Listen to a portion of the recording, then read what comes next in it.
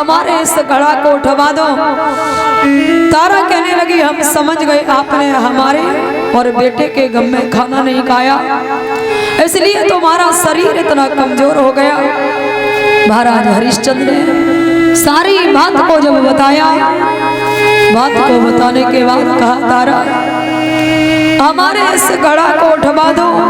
और बोले महाराज हरिश्चंद्र कि प्यारी उठवाई दे गगरिया गंगा जली की भरी।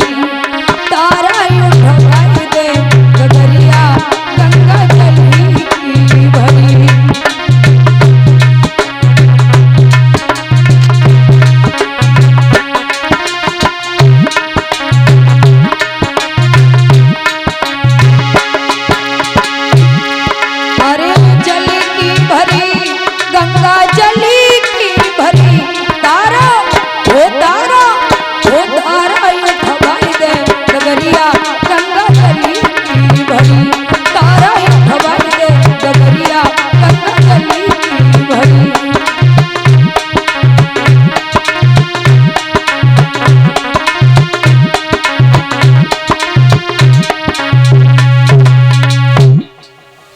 जैसे ही कहा तारा हमारे इस घड़े को उठवा दो। तारा कहने लगी महाराज आपके पास मेहतर का घड़ा है और हमारे पास ब्राह्मण का घड़ा है। यदि मैंने आपके घड़े से हाथ लगाया तो हमारा जो धर्म है वो नष्ट हो जाएगा। तारा कहने लगे आप ऐसा करो, सुनो मेरी बात कि तुम्हें देह गया करी बताई है।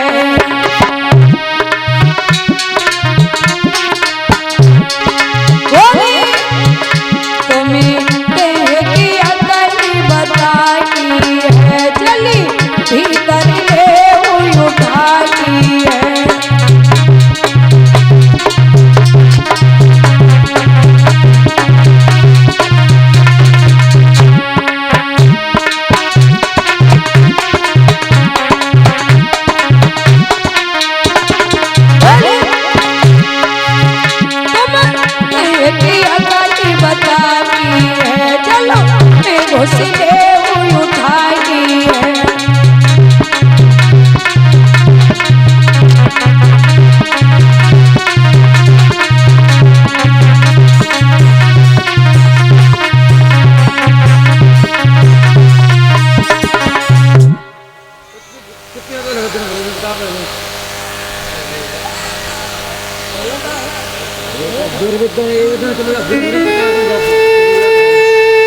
महाराज इतनी कहने के बाद तारा ने कहा आप जल में घुस जाइए, क्योंकि जल में भारी चीज का जो भार होता है वो कम हो जाता है। आज इतनी कहने के बाद तारा ने अपना घड़ा भरा और भर के चली जाती है। महाराज हरिश्चंद्र टकटकी लगा करके तारा के चेहरे की तरफ देखने लगे और कहने लगे क्या ये वही तारा है जिसने मंडप के समय शादी के समय हमने वचन दिया था हमें कि दुख और सुख में मैं तुम्हारा हमेशा साथ दूंगी। हमें लगता है तारा का तब हमसे मतलब था, आज तारा का हमसे कोई मतलब नहीं है। महाराज हरिश्चंद्र रोने लगे और कहने लगे तारा ये तुमने अच्छा नहीं किया। और बोले महाराज हरिश्चंद्र क्या वो मुलाकात कैसी, क्या वो मुलाकात कैसी और तूने पागल बना दिया। और रोए न जिंदगी में तूने रोना सिखा दिया। रोए न जिंदगी में तूने रोना सिखा दिया।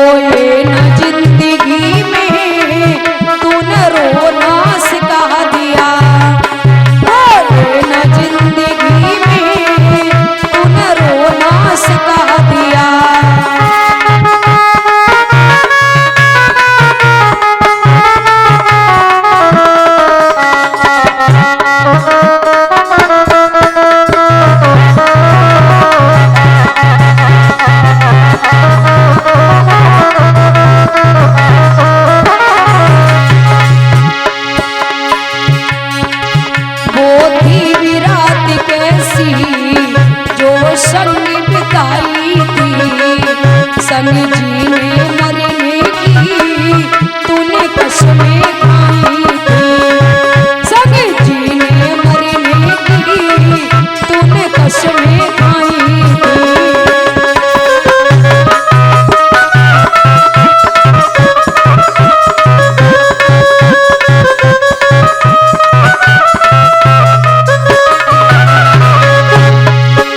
वो थी विराट कैसी जो संग बिताई थी, संग जीने